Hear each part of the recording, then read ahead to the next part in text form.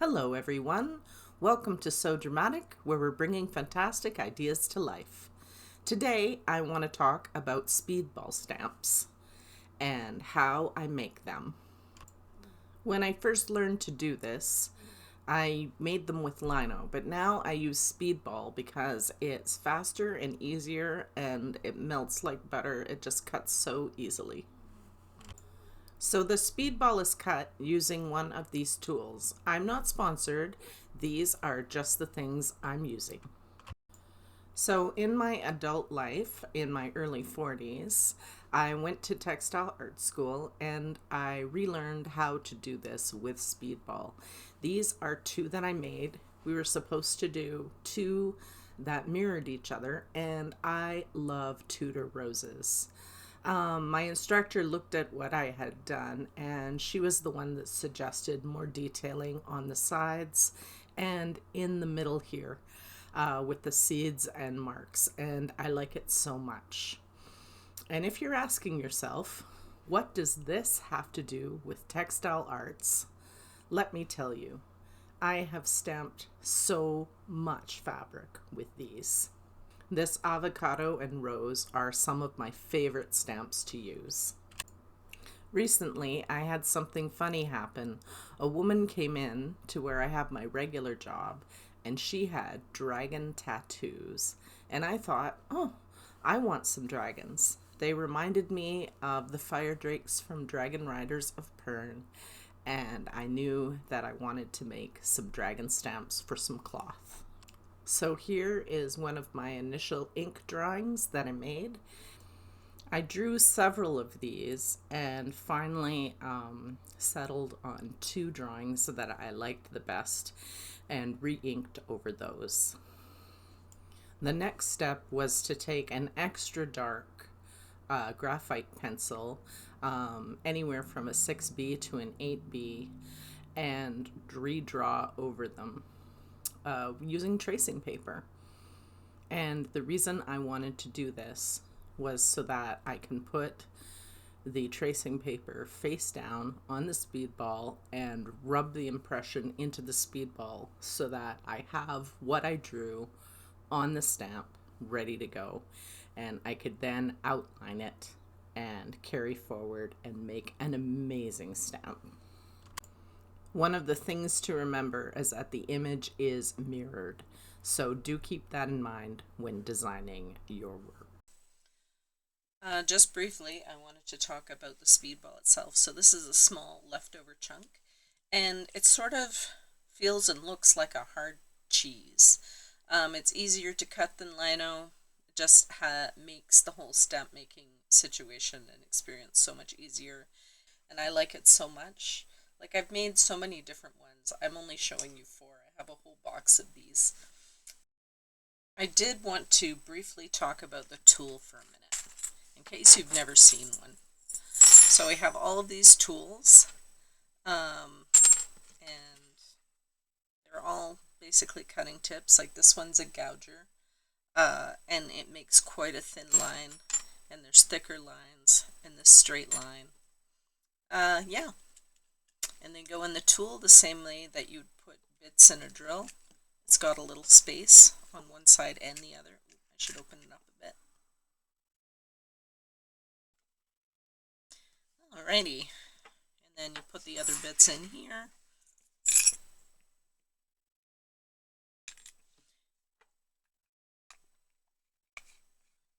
And we're good to go.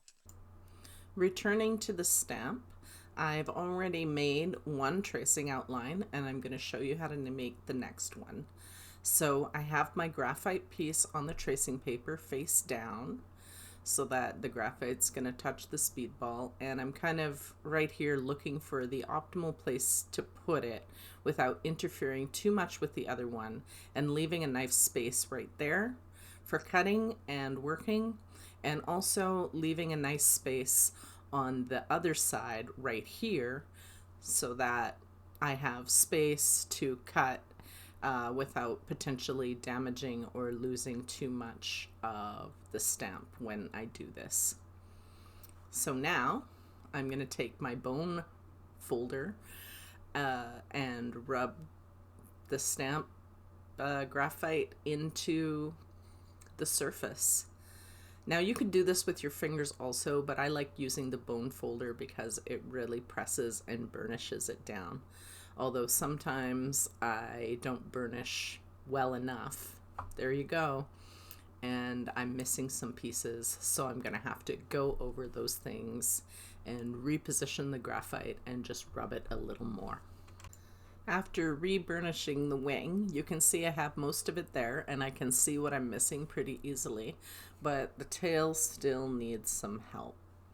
So I'm going to take the tracing paper and get that happening. Rematching the lines is always a bit tricky. Here I'm being super careful to match up the lines as well as I can. There we are. And I'm just going to rub the point of the tail in it a little bit more. It's kind of hard to see it because it was flubbed a bit, but I can see it well enough, and I've got my drawing off to the side so that I can just begin the process of outlining this very carefully. And I'm trying not to rest my hand on any part of it so that I don't smudge it at all. My hand is actually above most of this thing. I'm not touching it. And just going and outlining all of the lines that I'm going to color in so that I can clearly see what I'm doing when I dig all of the speedball out around it and just leave the top lines for the inking. I find this part of the process really meditative and quite relaxing. I'm leaving the lines a little on the thick side because after I try the stamp, then I can decide if I want to thin out some of the lines. Obviously, I can't put back material, so I'm erring on the side of caution, which is understandable for sure. I'm very excited to try out the stamp. I know I've said that already. And doing the wingtips here, so gorgeous. So like I said, this whole project was inspired by someone's tattoos, and it reminded me of a book series I read when I was in my mid to late teens and early adulthood, the various books of the Dragon Riders of Pern. Such a great series, and I loved the fire drakes that were in that book. And yeah, I wanted to create some fire drakes. I think I might use these stamps to do some quilting projects. I also have it in mind to put some stamps on a linen skirt that I've got in process. It's one of those projects I started ages ago, maybe even last year, and it sort of got sidelined for various reasons, and it's in my soon to sew box, but you know how these things go. Sometimes they just get put on the sidelines for a long time. So what I'm going to do is take some scraps of that fabric and try them with the stamp and see if I like the effect. Just down the borders or something, or maybe I'll make something completely different. I don't know. I have another friend who's interested in having some of these stamps added to a jacket or something. And no, we'll see. I made 2 stamps because, like I said, I wanted them to kind of go together like a yin-yang, but not be identical, because I wanted a little bit of variety when I make it. All right, there it is. Now I will begin the process of cutting out the lino blocks. I'm using this ruler to mark all of the lines between the blocks and leave enough space so that I don't damage the stamp while I'm making it. And then I have a bunch of offcuts that I can use to make other stamps later on, which is fantastic. Okay, so there's lots of background noise because I'm right beside a road and I've got the windows open because it's more refreshing that way. It's been super hot and dry, and The rain has been a breath of fresh air through my life. So I'm going to cut these pieces out. I've got a little bit of tracing paper over here so that the drawing doesn't get smudged because it's quite heavy graphite by the ruler. It probably won't happen, but just in case. And I'm going to use one of these and cut the pieces out. I'm not going to try and go through the whole thing at once. I'm going to make several passes.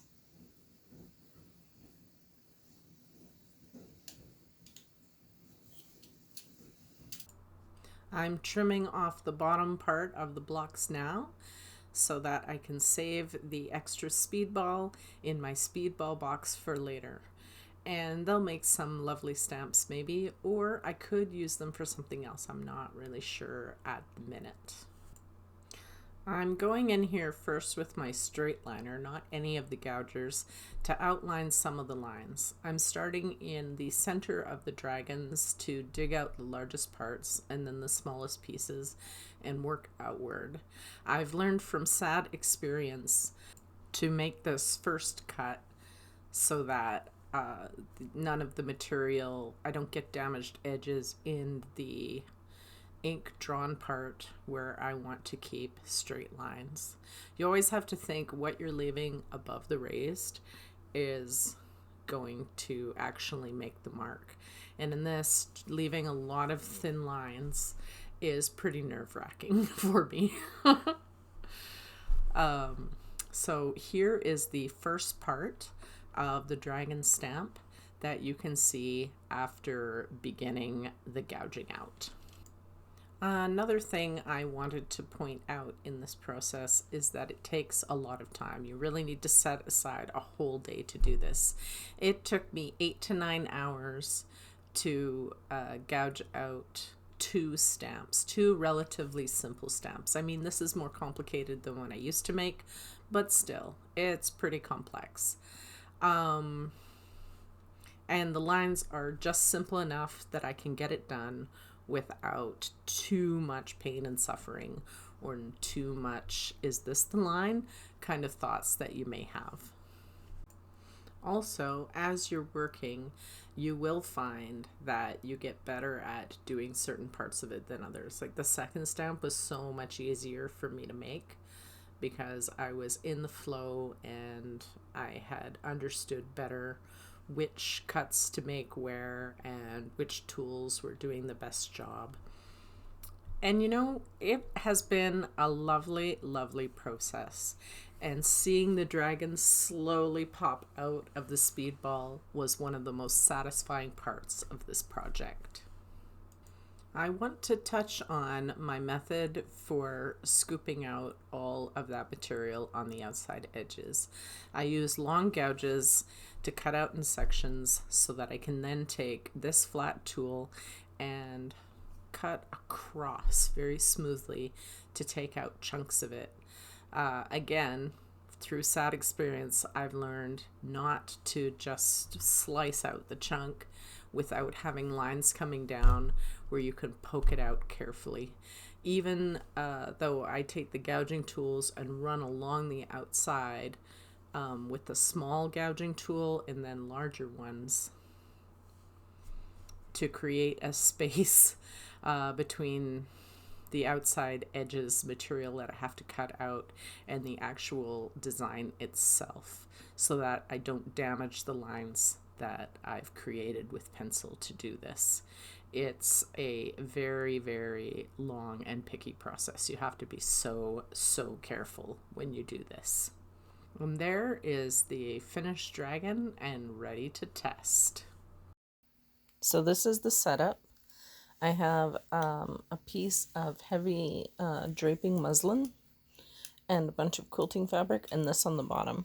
So I'm going to put all of the fabrics that I'm doing the stamping on here. And then that way the ironing board is fully protected. And I have my stamps over here.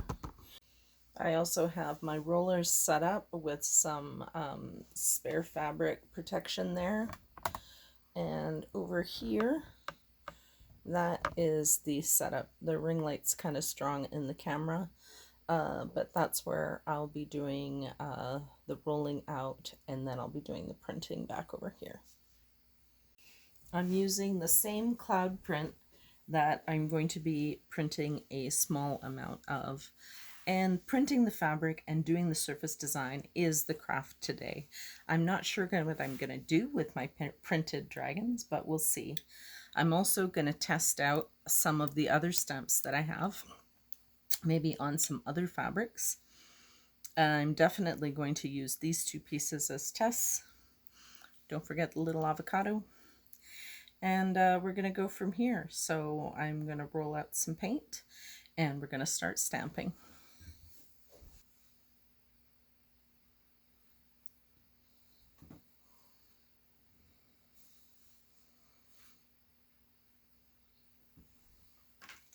Now I'm using the other unpainted roller to just gently roll over. Or you can just press down too.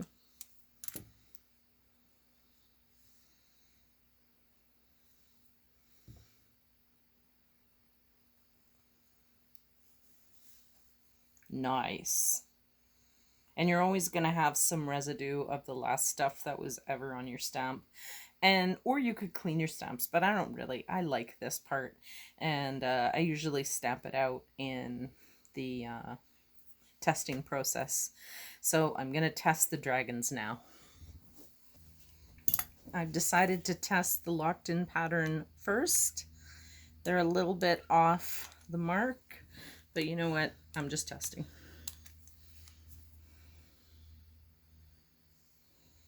Oh, look at that.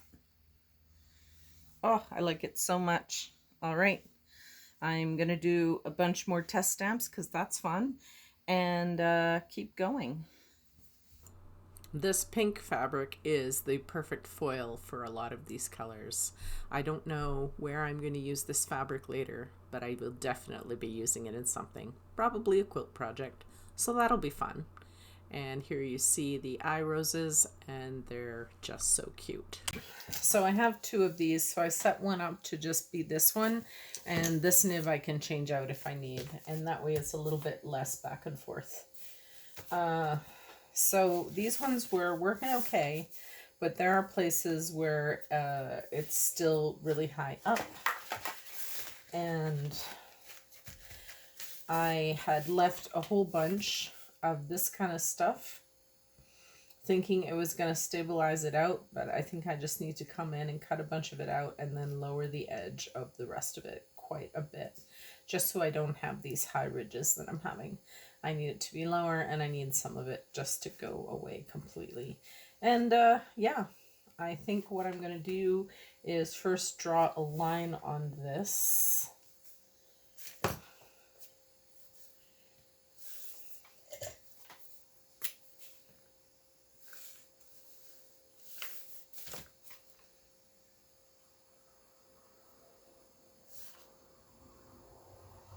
That indicates the grain line of the dragon.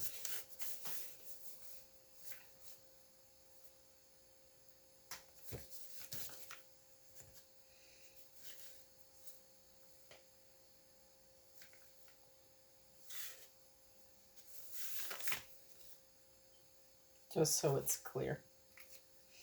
All right, I'm gonna take my tools out and work on making this better. After running the dark pencil line everywhere that I'm going to cut, I've started with this tool to just cut out the chunks as well as I can and cut off all the pieces, because there's no point in gouging out what you're going to take off anyway. It was a little heartbreaking because I had had some lineup lines on the other side, but you know what? It's okay. I have the main green line and I can stamp well enough using that. So I cut a whole bunch of extra pieces off, and before that I lined up a plumb line down roughly the center of the dragon so that I know where they are at any given time, and I can move forward like that when I'm stamping, just like lining these up or putting them like that, whatever. And I'm going to go try them out now. hopefully that has fixed the problem of there being too much raised area. It did indeed fix the problem. Here you can see that they are facing each other and there's no extra smudges from the stamp itself. This project has been a joy to create, and I've really enjoyed sharing it with all of you. I hope that you make your own stamps and will mention them to me in the comments. That sounds like such a good time. All right, have fun. Thanks for watching, comment, and subscribe. And we'll see you in the next one.